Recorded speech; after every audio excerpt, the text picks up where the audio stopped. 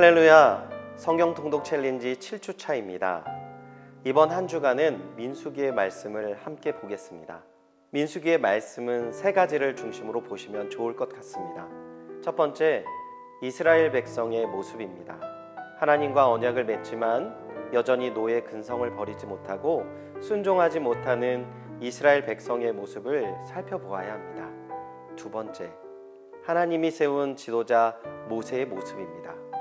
끊임없는 백성의 반역과 핍박 가운데 그들을 섬기는 하나님의 사람의 모습을 잘 보여주고 있습니다. 마지막으로 우리가 가장 중요하게 보아야 할 것은 바로 하나님의 은혜와 사랑입니다.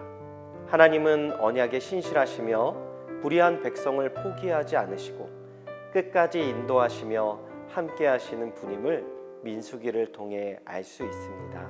시내산에서 모든 준비를 마친 이스라엘이 이제 광야에서 한 발 내딛게 됩니다. 이것이 얼마나 특별한 일인지 모릅니다.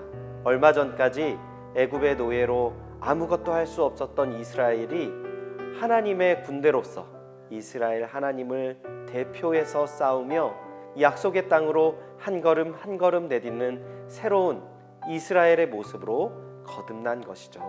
하지만 이스라엘의 발걸음은 쉽지 않았습니다. 그들은 어려움이 닥치자 하나님을 원망하였고 또한 하나님을 기대하지 못했습니다. 특별히 11장의 메추라기 사건과 12장의 모세의 권위에 대한 도전은 그들의 현주소를 잘 보여주는 단면이었습니다. 하지만 그들의 문제는 이제 시작이었습니다. 13장에서 12명의 정탐꾼을 가나안으로 파송하고 나서 10 정탐꾼의 말을 듣고 그들의 하나님을 반역하기에 이르렀기 때문이죠. 이 가데스 바네아의 반역 사건은 그들이 가나안 입성을 40년이나 연기하게 된 계기가 되었습니다. 그들은 놀라운 기적으로 이집트에서 그들을 이끌어내신 하나님이 그들과 함께 계시고 하나님이 분명한 약속이 있었으며 20세 이상 전쟁에 참여할 수 있는 군대가 30만이나 되었음에도 불구하고 가나안 땅 부족들의 거대함을 더 두려워하였고 그들은 두려워할 뿐만 아니라 새로운 지도자를 세워 이집트로 돌아가는 것까지 계획했던 것입니다. 이것은 하나님의 계획의 궁극적인 목적에 대한 정면 도전이었습니다. 하나님은 이스라엘의 불순종에 출애굽 1세대는 여호수아와 갈렙 외에는 아무도 가나안 땅에 들어가지 못할 것이지만 2세대는 들어갈 것을 말씀하시는데요. 이것은 이스라엘에 대한 심판임과 동시에 그들을 용서하시는 하나님의 마음을 보여주고 있습니다. 이스라엘의 불순종에도 불구하고 하나님의 약속은 유효하고 그들을 하나님의 나라로 만드시려는 하나님의 열심은 계속되는 것이죠. 놀라운 것은 시내산에서 이스라엘은 하나님의 율법에 순종할 것을 약속했지만 광야길을 걷는 그들은 끊임없이 하나님께 불순종했다는 사실입니다. 그들은 광야에서 불편함과 어려움을 참지 못합니다. 먹을 것, 마실 것, 지도력, 대적들에 대한 불평들이 쉼없이 터져나옵니다. 이러한 불평의 원인이 무엇입니까?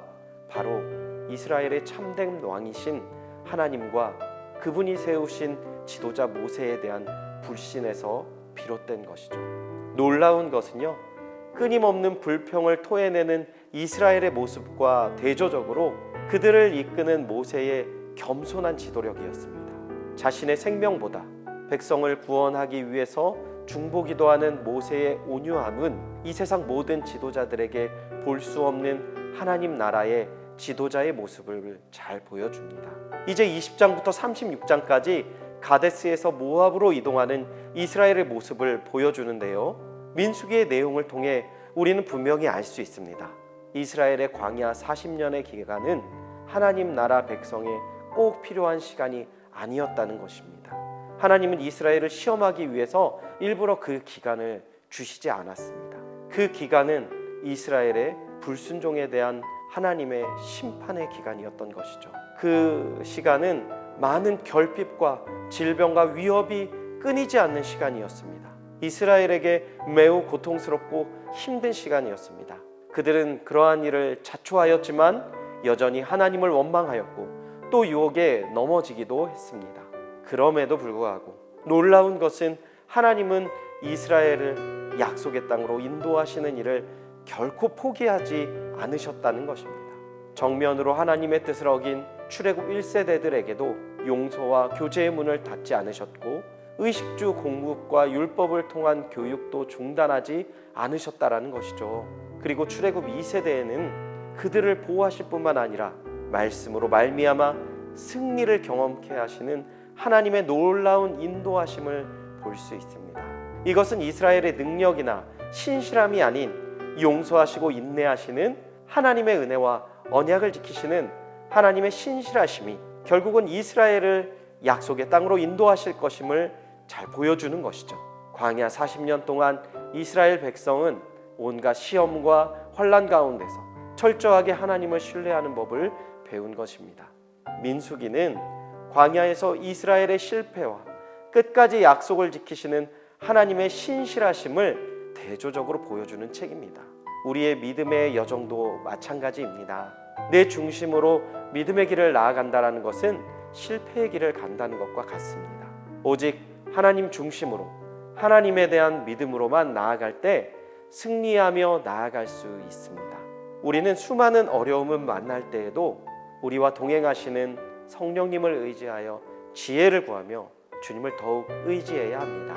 하나님의 교회가 서가는 것도 마찬가지입니다. 사람의 뜻이나 세상의 물질이 중심이 되는 것이 아니라 오직 그리스도가 머리 되시고 중심 되실 때 교회가 교회되며 세상을 이기는 교회가 될 수 있습니다. 교회의 지도자들은 모세처럼 겸손함으로 성도를 섬기며 사랑할 때 하나님의 뜻이 온전히 전달될 수 있는 것이죠. 한 주간 민수기를 읽으시는 시간을 통해서 철저하게 나를 부인하고 오직 하나님을 인정하며 믿으며 따르는 귀한 통독의 시간 되시기 바랍니다.